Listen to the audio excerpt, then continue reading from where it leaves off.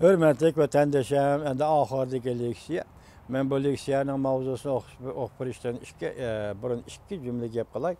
Biri men sizlarga mashina bilan to'g'ri 3 parcha leksiya so'zlagan bo'laman.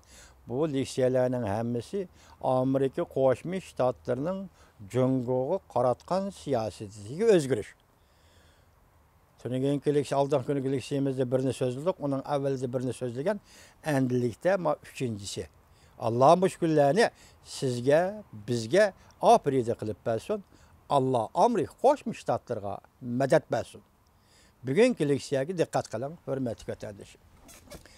Prezident Trump'ның Jungoga qaratgan qattiq qo'lli siyosati asta o'ttirg'i chiqishga boshladi.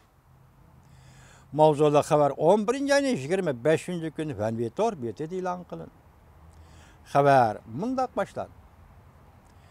Avustraliya Loyi tadqiqot o'rnining to'rbeti Amerika Tashqi munosabatlar doimiy komitetining yuqori darajali tadqiqotchisi sabiq muavin prezident Joe Bidenning davlat bexatarligi bo'yicha maslahatchisi bo'lgan Eli Ratner ning maqolasini e'lon qildi. Maqolada mundaq ko'rsatildi. Amerika Qo'shma Shtatlarining prezident Trumpning bir qatimliq Osiyo ziyarati Rais Xi Jinping bilan bir maydon o'zaro maqtash o'yini ko'rsatgandek bir ish bo'ldi. Prezident Trumpning Jungodagi yumshoq gaplari prezident saylam davridagi qattiq so'zlari bilan prezidentning saylam davridagi qattiq so'zlari bilan ro'shan selishtirim bo'lib qoldi. Amerika'nın devlet işideki 3 xil amel. Amerika'nın devlet işideki 3 xil amel. Prezident Trump'nın bunu deyin ki bir neçe ay ve bir neçe yılgacha Jungoga qattiq qo'l siyoset yurgizishga turtki bo'ladi. Birinchi amel. Amaldor tayinlash. Jungoga qarata. Jungoga raqobat xarakterli keskin siyaset qo'llanishning konkret ehtiyojini nazarga olganda Prezident Trump asta lekin qat'iy holda davlat bexatarlik komitetini amaldorlar bilan to'liqladi va davomli to'liqlaydi. Davlat mahkamasi, Davlat mudofaa ministrligi va Osiyo masalasi bo'yicha ishlash guruhlarini amaldorlari bilan to'liqlaydi. Hükümetten her qaysi tarmoqlarga o'rinlashtirilgan siyosiy vazifaga tayinlanuvchilarning hammasi birdek Jungoga qattiq qo'lli siyosat yurgizishga ehtiyojli bo'lg'achqa vazifaga tayinlandi deb hisoblandi.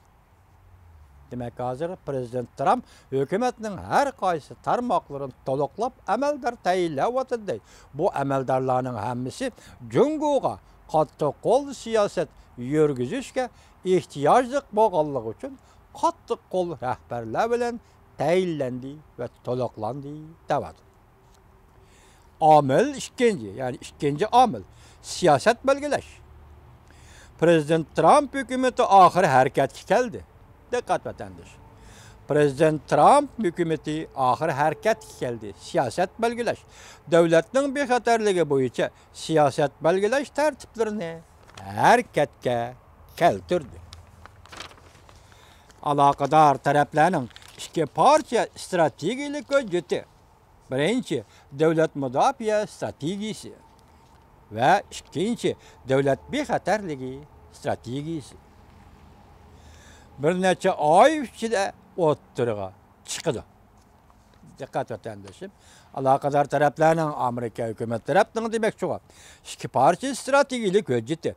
Devlet mudafaa stratejisi ve ikinci devlet bexatarligi stratejisi bir neçe ay içinde o'ttirg'i chiqdi.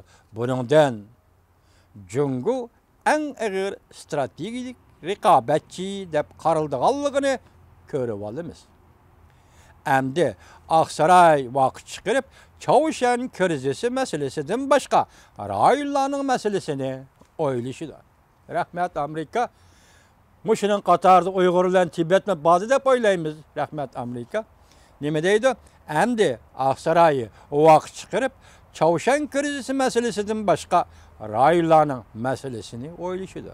Muhimi Tayvan ve Janubiy dengiz meselesini o'ylashganda Jungo bilan zor sürkülüşning yüz berishi, sürkülüş yüz bermaydigan ahvoldan texama eg'ir bo'ladi. Tushundingizmi? Yani bir anlayıp etmişiz. Jungo en eg'ir strategik raqobatchi deb qaralganligini ko'rib olamiz.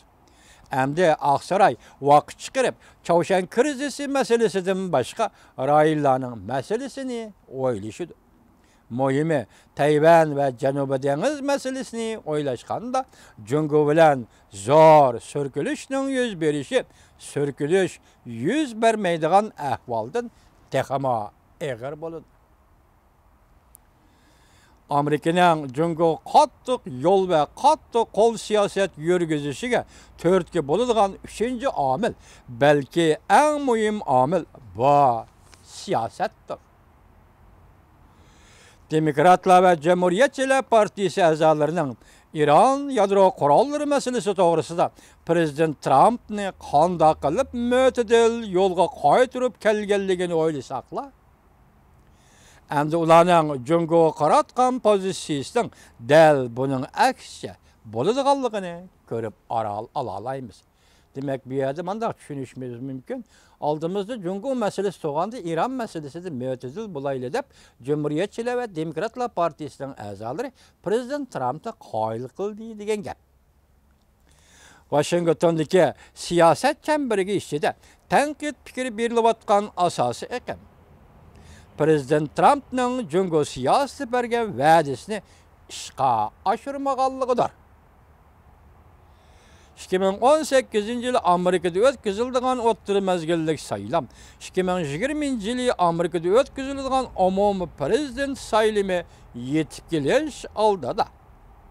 Prezident Trump her qaysi taraflarning kelayotgan intayin eg'ir besimni saylam davridagi va'dalarini ishga oshirishni, ya'ni Jungoni adolatsiz sodiga mas'ul bo'lishga majburlashni talab qilayotgan intayin zor besimni his qilishga başladı. Tazi so'zlayotgan vaqtingiz tatliq yeri kelgan vaqtda bu mashinalar tayyor turdi, bir yerdan borib turganda ko'rmaltib vatandoshim. Men hissiyat bilan o'qib olsam, mana ovozni anglagansiz, ko'rdingizmi? Qarang.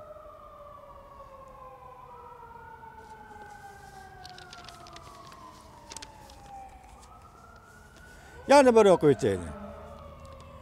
2018 yılı Amerika'da ötkazılgan o'ttir mezgillik saylam, 2020 yılı Amerika'da ötkazılgan umumiy prezident saylimi yetib kelish oldida Prezident Trump her qaysi taraflardan kelayotgan intayin eg'ir besimni, ya'ni saylam davridagi va'dalarini ishga oshirishni, ya'ni Jungoni adolatsiz sodiga mas'ul bo'lishga majburlash talab qilayotgan intayin zo'r besimni his qilishga boshladi. Bu siyaset Prezident Trump'ның Jungo qaratgan siyasetining mayitidir. Lekin növbette Amerika zayıfleşti, ahir kunlar kelyapti deb hukm qilayotganlarning hukmi avjilapti. Bu kunlarda Amerika Jungoni mas'uliyatga ko'ngildagidek majbur qilalapti. Osiyada oshkorlangan reallik növbette intayin murakkab. Asiyada oshkorlangan reallik növbeti intayin murakkab. Jungoning kun sayin kuchayayotgan ta'sir kuchi Asiyada buningga qarshi paydo bo'layotgan qarshilik va uni Jungoni xohlamaslik, Jungoning ta'sirini majburiy qabul qilishlar hammasi bor. Gerçi Tinch okean alqan hamkorlik munosabatiga a'zo 12 davlat Amerika qatnashmagan ahvolda kelishim hosil qilib, muhim u davlatlarning Jungoning Osiyo rayonida iqtisodiy tartiblarga rahbarlik qilishidan saqlanish. Shundaq bu davlatlarning kollektiv orzusi bo'lib qoldi. Jungodan saqlanish bu davlatlarning kollektiv orzusi bo'lib qoldi. Amerika, Avustraliya, Yaponiya, Hindistonning yuqori darajalik amaldorlari 10 yilda bir tunji qatam bir yerga jam bo'lib, Osiyodagi eng muhim demokratik davlatlarning hamkorlashish hayotiy kuchini qaytadan asli keltirdi. bu Cungo'nun ornu ötüştün direkt berdi. Cungo baş kötərgen bolsa, bu hem de Cungo'nun ornuğa ötüştün direkt berdi. Şunun üçün körsetken tirişçallıqdır. Unutup kalmaylı ki, Xi Jinping belki devlet içinde hukukunu müstehkemligen buluşu mümkün. Lakin devlet sırtıda bu eş herkes karşı eğilmedi. Gerçi Cungo hükümeti milyar dolar harcayıp devlet sırtıda Xi Jinping'nin obrazını yaratmakçı bolgan bolsa mı? Lakin el rayını sınaş karşı eliş sani el rayını sınaganda karşı eliş sani sabık prezident Obama ve Germaniyanın veziri Angela Merkel karşı elişten sanidin kem bol. Bularning hemmisi şunu tushuntirib berdiki, Asiya ve dünya Cungo rahbarlarini ve Cungo rahbarlarining rahbarlik qilish usulini rad qilgan mushundaq bir chaqda Cungo g'alaba qildi deb jakarlashga vaqtdagi baldırlık qildi. Ahirda yana unutmaylik ki, Amerika bu davlatning kuchi intayin zo'r. Amerika yanıla yer şarı boyunca en zor ve en ilgar iktisat gavdesidir. Amerika'nın ali mektepleri yer şarı boyunca esel sarıxil. Amerika'nın armiyası batırlık bilen jang qiladi, urush qilalaydi.